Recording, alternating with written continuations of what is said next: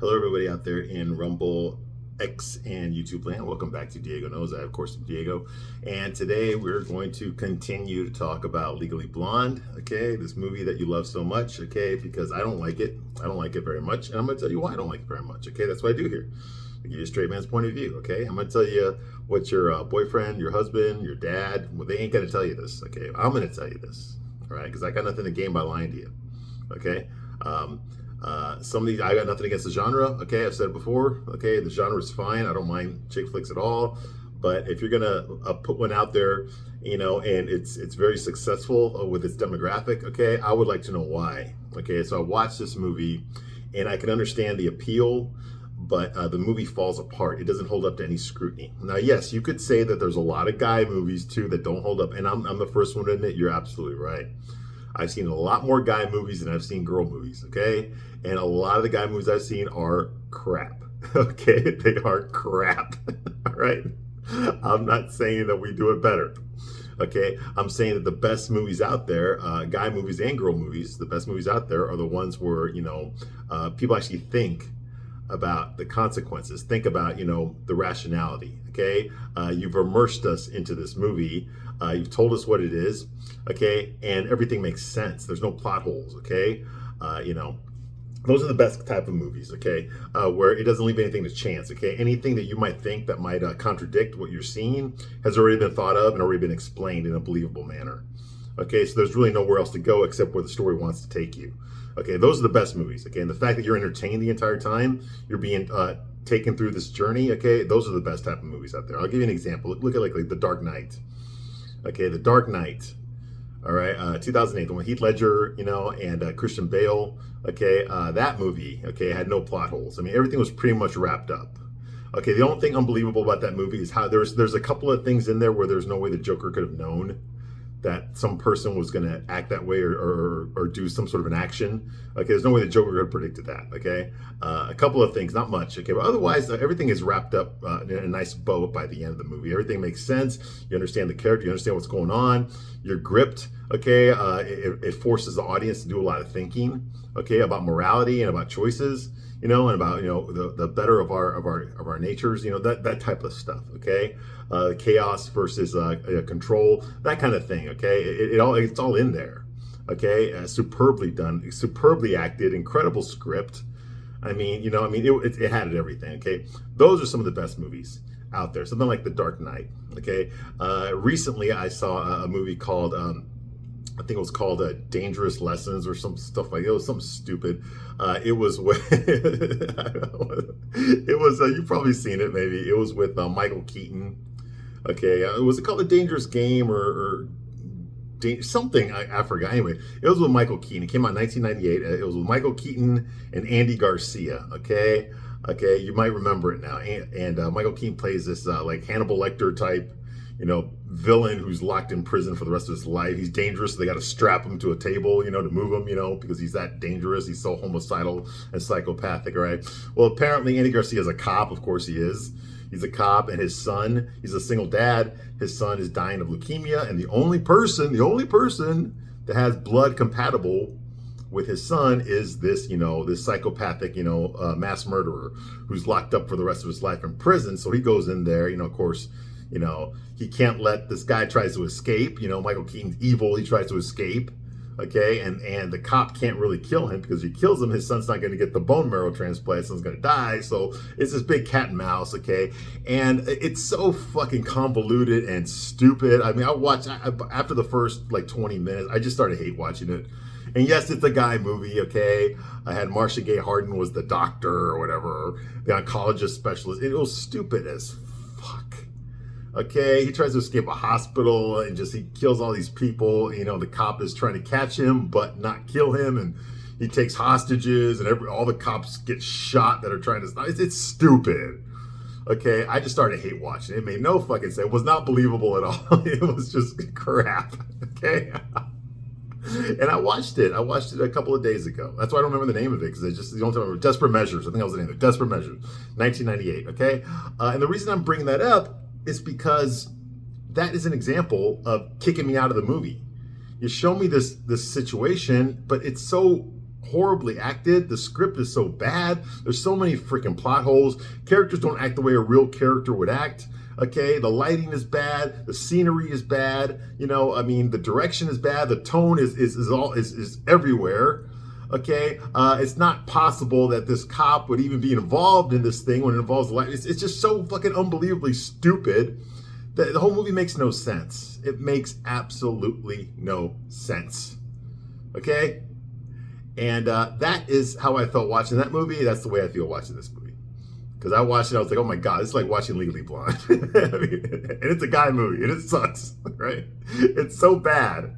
It's so bad that I couldn't help but watch the rest of it just to see how stupid it's going to get, okay? I mean, once they started singing, Creedence Clearwater Revival of Rolling, Proud Mary, I was like, oh, come on. That was the theme of the fucking movie, dude. The movie takes place in, like, friggin' San Francisco or something, and they're doing Proud Mary. I said, come on.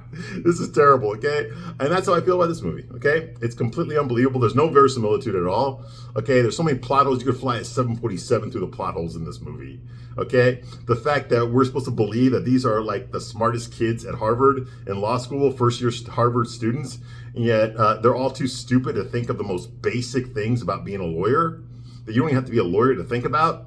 For example, their client says she's innocent, but for some reason despite the fact that she paid them millions of dollars to prove that she's innocent in court, they automatically assume she did it, and they're not even going to try to find another suspect or the possibility of another suspect. They're not even going to go there. No one even thinks of that. Nobody even thinks about visiting her in prison, their clients in prison, just for a one-on-one to touch base on where they're at. Nobody even thinks about that.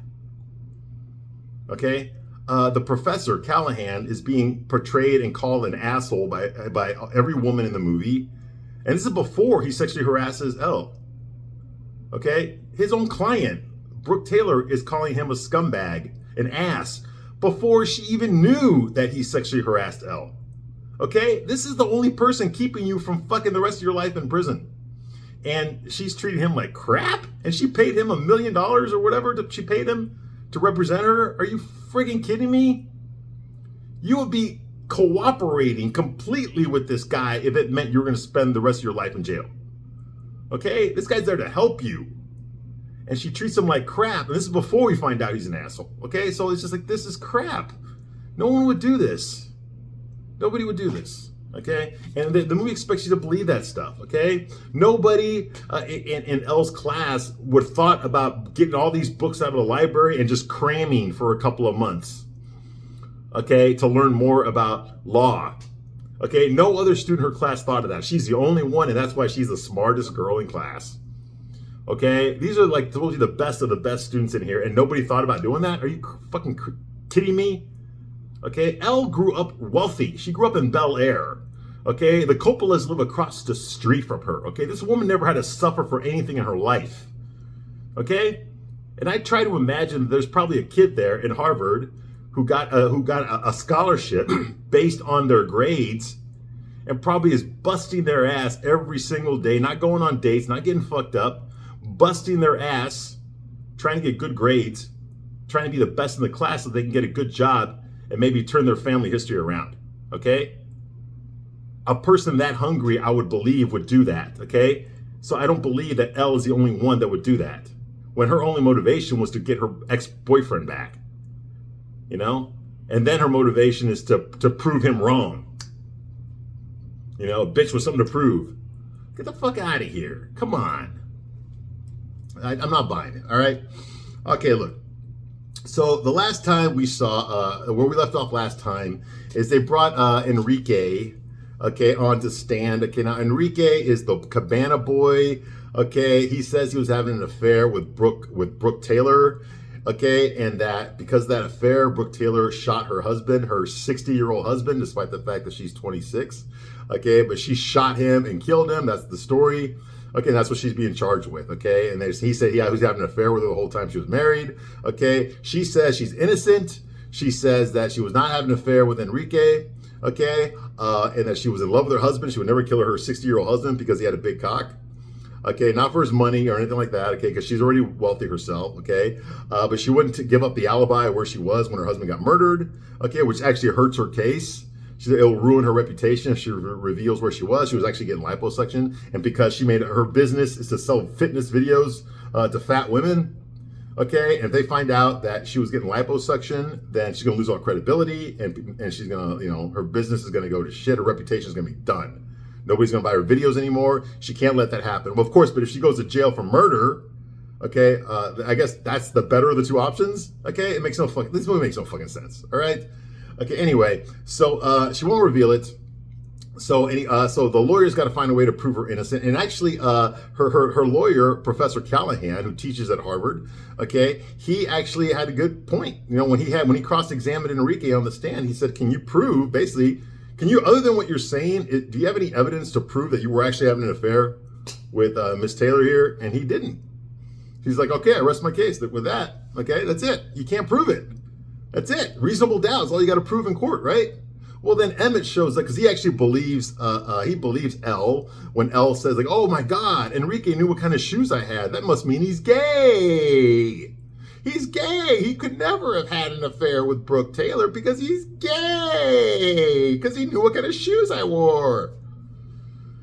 Well, you got me on that. That's true. I mean, I don't really pay attention to women's shoes. Okay, so yeah, I mean, she asked Warner, "What kind of shoes am I wearing?" He's like, "They're black," which is probably what I would say too. Honestly, I know a lot more about men's fashion. I don't know very much about women's fashion. All right, okay. Although I have learned a lot because I reviewed every episode of Sex and the City. Okay, and it's on this channel. I've reviewed every fucking episode of Sex and the City. What crap that was. Actually, I enjoyed Sex and the City, but it was bullshit. All right. Yeah. So she thinks he's gay. She tells Emmett, okay, her fucking soy boy man crush or whatever, or if you want to call him that, a man. He's like, "Hey, well, whatever you say, do you think I look good with blonde hair? Maybe I should play with my pussy a little bit too." Yeah, that guy. That's the love interest in this movie. Yeah. And he thinks, he goes up there and he also cross-examines Enrique for no reason. Professor Callahan already did it. He already proved his point. And he tricks Enrique into admitting that he has a boyfriend. Oh, in front of the whole courthouse. So now everyone in the courthouse knows that Enrique has a boyfriend, which means that he likes to fuck guys, okay? Now, what I'm asking you, what I said in the last video, how the hell does that prove that he still didn't fuck Brooke Taylor? How does that prove anything? Okay, there's lots of guys that fuck other guys that have also fucked women. I mean, look at Carrie Fisher, okay? She fathered her daughter, Lourdes. Okay, Carrie Fisher's daughter, Lourdes, was fathered by one of her husbands who was gay. Okay? Gay. Okay? Judy Garland, okay, was married to director Vincent Minnelli. And they fathered a child, Liza Minnelli. Okay? And Vincent Minnelli was gay. All right? Jack Cassidy was married to Shirley Jones. Okay, and they fathered a son, Sean Cassidy, together. Okay? And Jack Cassidy was gay. Okay, so this doesn't prove shit. I know the gay community loves this movie, but this doesn't prove shit.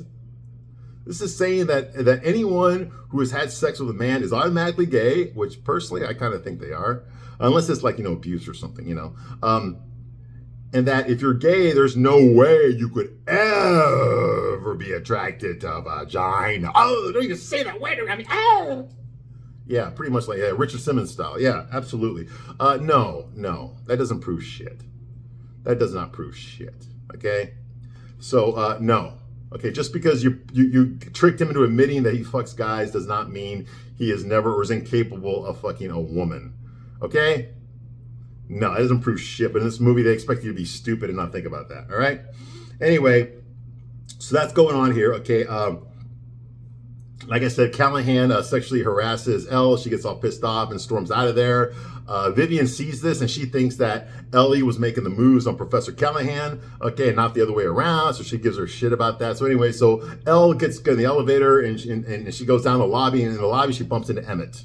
Okay, the soy boy love interest, okay? And she's all pissed off, she's in tears, she's angry, okay? Ellie bumps into Emmett in the lobby and she tells him that she is quitting law school. She's gonna quit Harvard and she's gonna go back to LA. Like she thought she could make it as a lawyer, but she's not cut out for it, Okay? Okay, she's moving back to LA. Okay? She tells Emmett that Professor Callahan only picked her as one of his interns. Okay, it's because he wanted to fuck her. Okay? He wanted to fuck her. That's the only reason she got picked. She didn't earn it. Okay? Okay, and she says, no more trying to be someone I'm not.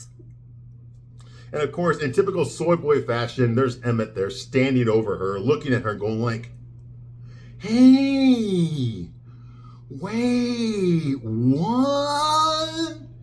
Professor Callahan did what? What if you're not trying to be something you're not? What if you're actually trying to be something that you are?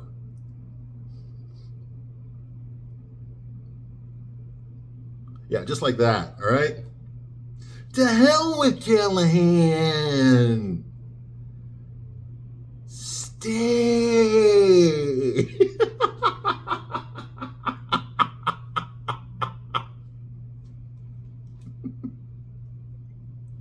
She tells him, if you're ever in LA, Emmett, give me a call. And then she walks away, and he's just like,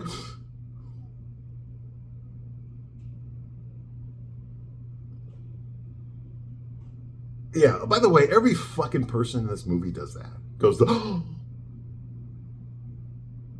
every fucking person in this movie does that. It's like the trademark of this fucking movie. Yeah, like they're waiting for a fucking cock to go in there. Anyway. Yeah, I'm sure Emmett was too. Okay, yeah, cockmouth. Yeah, mouth-breathing cockmouth. Yeah, everyone does that. So they're all mouth-breathing cockmouths. All right. Anyway, so Elle, she packs her Porsche with all her belongings, okay, and she says goodbye to Paulette. I guess she moved out of her dorm. She goes to the nail salon, hair salon, beauty salon, where the fuck it is, okay, where fat-ass, middle-aged, high school dropout, white trash, fucking Paulette works. And they're besties now, right? And she says goodbye to her. She's like kissing her and hugging her, telling her goodbye. Okay, and of course she tells Paulette the same thing. She's like, I wasn't cut out for this. I was sexually harassed, and no one takes me seriously. I'm being judged all the time. You know, and Paulette, of course, being the shoulder to lean on, she just looks at fucking Ellie and just like. And that's it. She offers no advice, no comfort, no self-esteem boost, no nothing. She's like that. Yeah, some friend, okay? So she says, Elle says, all anyone sees is a blonde hair and big boobs. Okay, well, Reese, your boobs aren't really that big, okay? They're not that big, okay? You know, come on.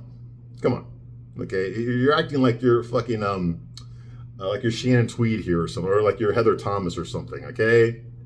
You know, or you're like a Pamela Anderson. You're not, okay? You're not there, okay?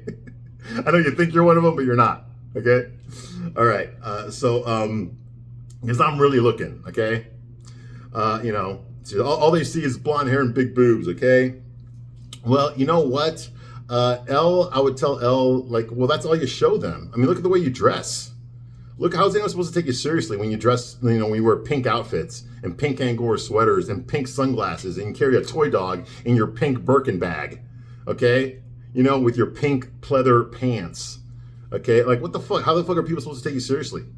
Okay, you present yourself that way. People are going to make assumptions based on what you look like. Okay, it's the same. This movie is even guilty of this. Okay, look at the fuck. Look at the way they portrayed Paulette's ex-boyfriend. Okay, he's fat, he's alcoholic, he's bald, he's unshaven, he's broke, he smokes cigarettes. Okay, he's disgusting, he's nasty, he thinks he's all that. You know, might come back to me. He treats her like shit. He's a stereotype. Okay, what are we supposed to think about him? We're supposed to think he's a piece of shit and that Paulette can do better. Exactly. So what do you think people are going to think about you when they see you? You know, walking down the street in your fucking pink outfits and shit. Acting all bubbly, you know, like a fucking idiot. Like a fucking Barbie doll that doesn't look like Barbie.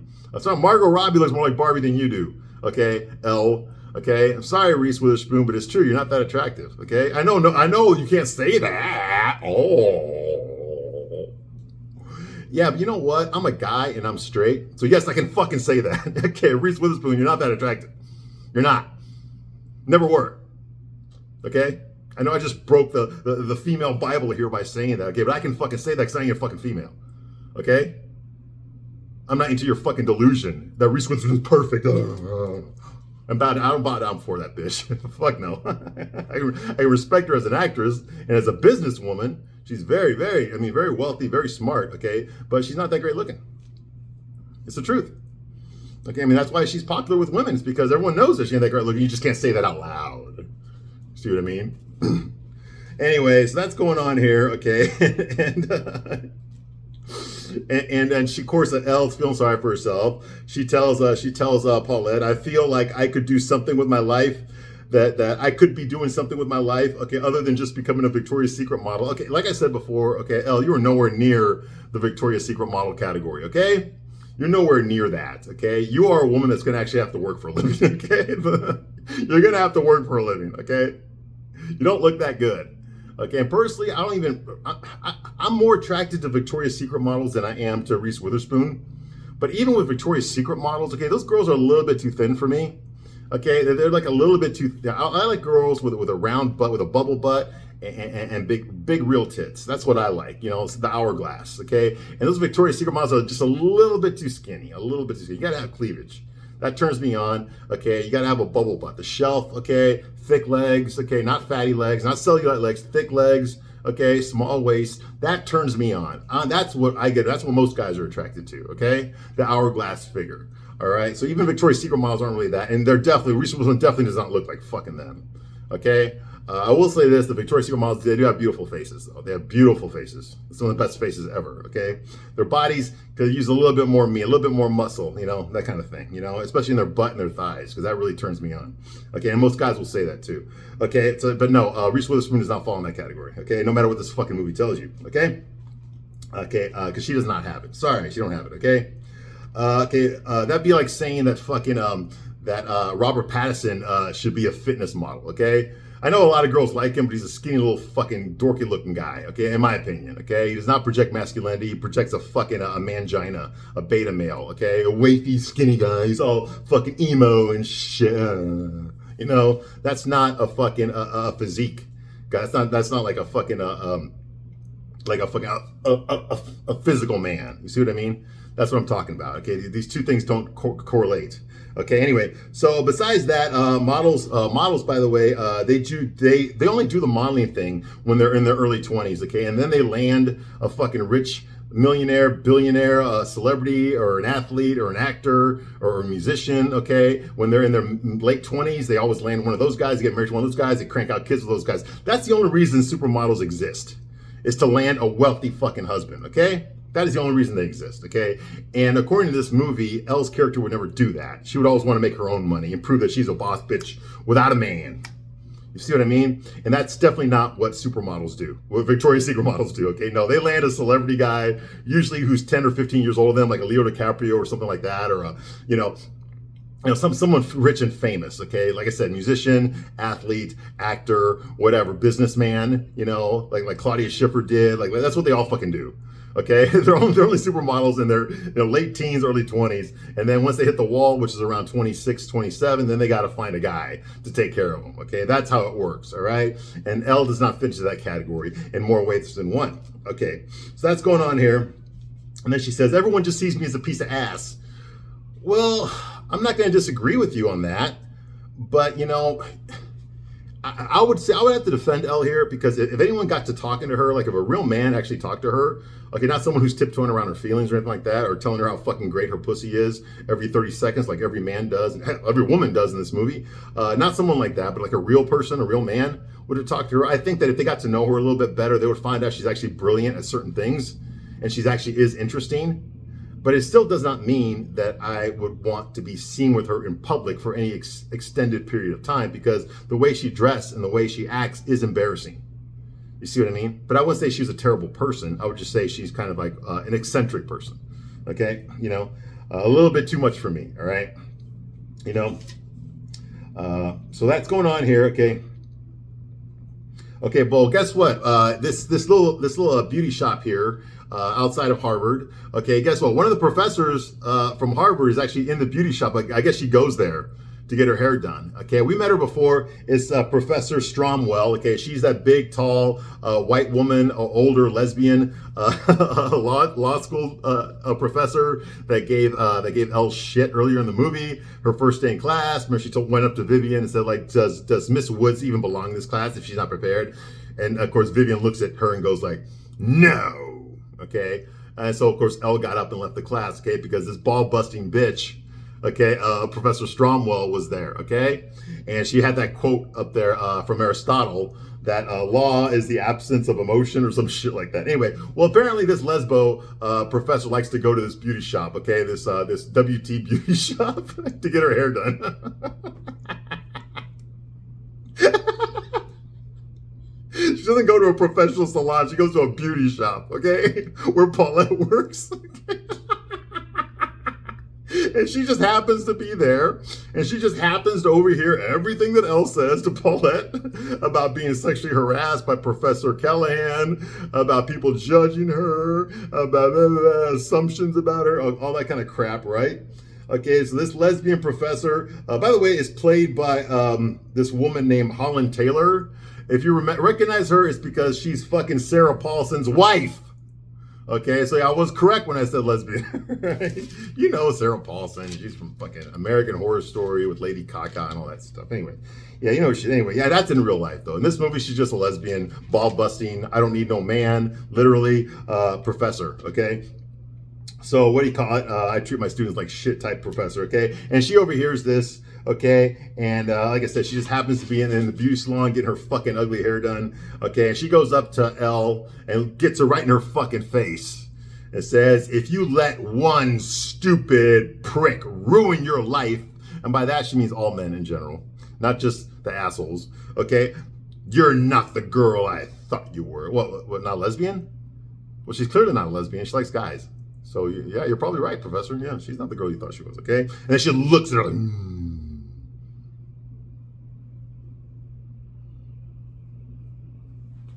Yeah, and then just walks out of there like that, okay? So now, of course, you know, Elle is second guessing her decision to leave. Okay, so anyway, Vivian and Emmett, they decide to come because Elle doesn't visit Brooke anymore because Elle quit. Okay, so Emmett and Vivian now, okay, they go to visit Brooke Taylor in prison. Okay, they go to visit her for the first time. Okay, I mean, the first time they visited her was all of them were there. All the lawyers, all the assistants, the researchers, all the interns, they were all there. But after that, it was only Elle that actually went to jail on a regular basis to visit her and get information from her that she did not share with fucking Professor Callahan. But now it's Vivian and Emmett that are there to talk to Brooke, okay, in jail. And she calls Callahan an ass. Is Elle such an ass? And this before she doesn't even know that Professor Callahan sexually harassed Elle yet. She's been calling him an ass since the beginning of the movie. She's never fucking liked him. Why the fuck did you hire him? If he's such a fucking asshole and you have no fucking and you have no respect for this fucker, then why the fuck did you spend $1 million to pay him to fucking defend your ass? You see, that's what I'm talking about. The movie makes no fucking sense. If it was me, I would be fucking cooperating 110% with this guy. Because I don't want to go to jail for fucking 20 years for a crime I didn't commit. But instead, she's just being a fucking bitch. Anyway, so that's going on here, you know. Brooke says, like, well, if he doesn't trust me, why should I trust him? And then Vivian said, like, I saw Elle get real cozy with Professor Callahan last night. And then Emmett says, Elle just quit, okay? She just quit because Professor Callahan was hitting on her. Then Vivian's like, oh my goodness, I feel so bad about what I just said. I made a horrible and terrible mistake. Yeah, just like that. That's the level of acting here. And then Emma says, like, well, and then you hear like the orchestra about to go, da-da!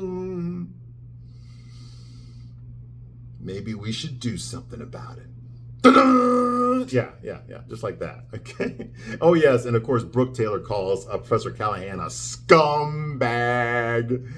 I guess she came up with more words, more adjectives to describe him.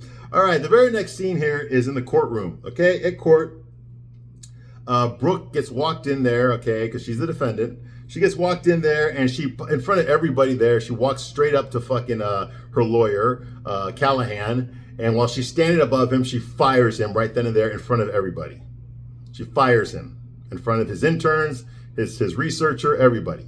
Okay, and this is a well-publicized court case, all right? In front of the judge, in front of the prosecution, everybody. She fires him, okay, and replaces him with L. Well, who's going to represent you if I'm not? And then, of course, cue the music, da-da, and then the doors open, and it's Elle. Da! In her pink fucking business outfit, her pink Birkin bag with her fucking dog Brewster in it. I guess they allow that in courthouse, okay? And, and she just walks, struts in there, like that. Like, this is realistic, okay? Yeah, so she shows up there in her business suit, Birkin bag, okay, and the whole crowd is all together now. And that's everyone in the fucking scene. Every person sitting in the courthouse, the judge, the lawyers, the plaintiffs, the defendant, everybody is with their fucking mouth breathing cock mouth right there. Yeah, every single person. All right. And well, of course, Professor Callahan says, like, hey, she's not a lawyer. She's a law student. She can't defend you. And of course, well, Elle brought the fucking law book with her that points out some sort of fucking thing there that says, according to the law, she is capable of representing Brooke Taylor. Okay. The only stipulation is that by law, a licensed attorney actually has to supervise her. And of course, Callahan says he's not going to do it. Okay, well, Emmett's standing there because he's the white knight of the movie, the white savior. Okay, he's like, oh, I'll supervise her, judge. I'll do it. Yeah, like that. Like the fucking bumpkin that he fucking is, the soy boy that he fucking is. All right, maybe they can fucking exchange tampons later on. Okay, so that's going on here. And once again, Callahan is fired in front of everybody. Okay, fired. And then he looks at Brooke, and when he gets up, he looks at Brooke, and he's like, enjoy your time in prison. And walks away, all right? Okay, and and of course, when Brooke fires him, she's got that smug look on her face, that you're fired. Like that, like a fucking bitch, And I'm not saying Callahan's a good guy, he's not. Okay, what I'm saying is that there's certain ways you do this, okay, and it's not like this. Okay, this is done behind closed doors, okay? You don't fucking do this publicly in front of everybody. Okay, it's not realistic, all right? Anyway, so now everybody starts showing up in the courthouse, okay? Right after this, Paulette shows up with the UPS guy. He's got a fucking broken nose. Apparently they're in love. That right there belongs on a fucking Sci-Fi Channel fucking Twilight Zone episode. How the fuck did this guy fall in love with the ugly woman that broke his fucking nose? It makes no fucking sense. Movie does not explain it. It definitely wasn't the bend and snap, because that's how she broke his nose, by doing it wrong. This movie never explains the subplot, okay? It just wraps it up like that. Okay, why the fuck would this guy even want to be with Paul? Paulette's about as good looking as my fucking asshole, okay? Why the fuck? This guy's not a bad looking guy, and I'm not gay. He's not a bad looking guy. What the fuck would he see in her? What could she provide him? Nothing. Nothing. Anyway, and I wouldn't go out with a girl that broke my nose, even if it was an accident. Okay, and of course, next is Ellie's sorority sisters from CULA. That's that fake university in LA where Elle went to school at. Okay, her sorority sisters show up unannounced. They just show up in their fucking bullshit clothes, speaking out loud. Oh my God, it's the courtroom, Ellie, we're here. Look at that, that's a judge. And these are like jury people there. Oh my God, like that. Okay, making a big fucking scene in a criminal trial for fucking murder. And then they sit down, their stupid ass. And we're just supposed to go with it, all right? Just go with it, okay? Yeah. All right. And then they bring up Miss Chutney to the stand, okay? Now, Chutney is played by Linda Cardinelli. You probably remember her from Scooby-Doo. She played Thelma. Okay, the ones with Freddie Prinze and Sarah Michelle Gellar, Matthew Lillard, those Scooby-Doo movies. Okay, she was also on Freaks with Geeks, that Canadian show about high schoolers, okay, with Seth Rogen and James Franco. Okay, she was on some fucking sitcom with Christina Applegate. I did not fucking watch it because I'm not fucking gay, all right? And she did play Hawkeye's wife in the Avengers, Age of Ultron, and the Hawkeye show on Disney Plus. Okay, so yeah, so that's who I know who she is. Okay, she was better looking in the past, like around the early 2000s, but now she kind of looks like crap. But this is back then. Okay, so she was young and pretty back then. The whole thing about it, she got this big fucking perm that just goes everywhere, like a lion's mane, but it's a perm. It's curly. It just looks ridiculous. Okay, like it's fucking 1983 or something again, and it's not. Okay, it's 2001 here, okay? Anyway, so they bring her up on the stand. She's the one that supposedly saw Brooke Taylor standing with her hands bloody over her dead father, okay? Despite the fact that there was no gun there, okay? Someone shot him, and she says, well, she must have stashed the gun before I got there, which doesn't make any fucking sense. Anyway, I'm gonna get back to this. All right, I've had about enough as I can right now. Okay, I thank you very much for watching this long. In the next video, we're gonna finish this fucking movie. Okay, because I'm over it. I'm over it. I'm going on vacation. I don't want to think about this fucking movie on vacation. All right. Okay. So I'll see you later. Thank you for watching this long. Bye.